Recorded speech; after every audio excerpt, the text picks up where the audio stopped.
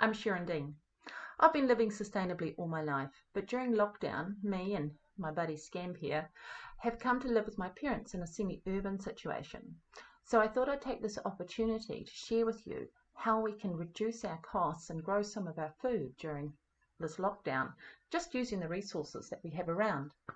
So today we're going to have a look at making some seed raising mix, because once we've got this, we can grow some microgreens and get some instant salads going. So all you need for seed raising mix really is dirt, and the better dirt you have, the better your seed raising mix is going to be. So what we want to find is some dirt in your section that's got some nutrients in it. Now, if you've been putting your lawn clippings somewhere, and I highly recommend you do, lawn clippings compost down to be an extremely good fertilizer, especially for citrus trees. You can see here my parents put it under the mandarin tree. If you scratch down underneath it, you should find that it's some nice, nutritious soil. So I got some of that, and then I went and had a look at their compost bin, which was fantastic and full of worms. If you've been putting your veggie scraps in the garden, or have got any sort of pile of weeds where you pile them up, or anywhere you've been composting anything, have a dig down underneath and see what's going underneath there.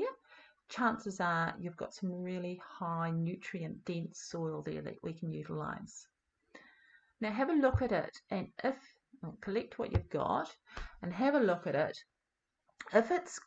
If you're squeezing it in your hand like I am with my parents' compost here, and it forms a sausage which holds its shape really well, it's too dense, it's too clayey, and it will clog up and the little roots won't be able to get through it. Now, if it wasn't locked down, ideally I would go to the beach and get a bucket full of sand and mix that in. But because it's locked down, I scratched around in my parents' back in my parents' veggie garden, where the soil was quite pumicey. It was quite dry. So, and as you can see, it's really, really fine and falling off my hand like sand would be. So I got a little bit of those and mixed them all together. Pretty much half compost, because that was the most nutrient dense and easily accessible. A little bit of the soil from underneath the lawn clippings, and enough of the pumice soil to mix it so that when I held it in my hand, I could just form a sausage. It was a lot looser than the previous one, and as soon as I touched it with my thumb, it just completely disintegrated into a loose open tilth. So now that I've got that, what I wanted to do was add something to it that would actually hold the moisture, so that would always be available for the little roots. So if I was going to a shop, which I'm obviously not, I would have ideally brought coconut coir. It's the fibre from the outside of the coconuts. You buy it like this at Bunnings, you pop it in a bucket, it swells up and it holds the moisture, and that's how it works in the seed raising mix. In that whenever you water it, it holds the moisture so that's there available for the roots. I didn't have any on hand, but I did find in the back of my parents' garage some water storage crystals. These are commonly used to put in pot plants, doing exactly the same thing, is that they hold the moisture. They're not an organic product, they are made from a polymer product, and they are exactly what's in your baby's nappies. So when you first open the container, what you've got is a little dry, tiny crystal, and then you put it in a bucket, soak it in some water for about an hour, and it swells up to these big jelly crystals. And that's exactly how it's going to work in the soil, that it will hold that moisture and the roots can access it and actually draw the moisture out of those crystals, and the next time you water it, it will reabsorb. So you don't need a lot.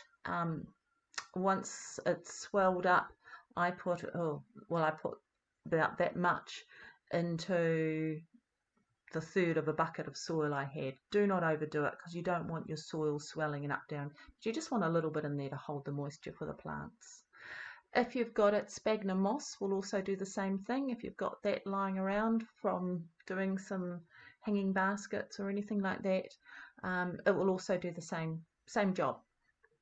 So I mixed all those together, and then I put them through a sieve, because I want to get all the big chunks out that the little roots can't get around. Now, my parents had sitting around a old sieve which was absolutely perfect from my mother's potting days. Kitchen sieve is too fine. It's hard work to get the soil through and it's too small, but a kitchen colander is really good. If you've got netting and just layer it up 2 or 3 times, you want it as fine as possible and stretch that over your bucket.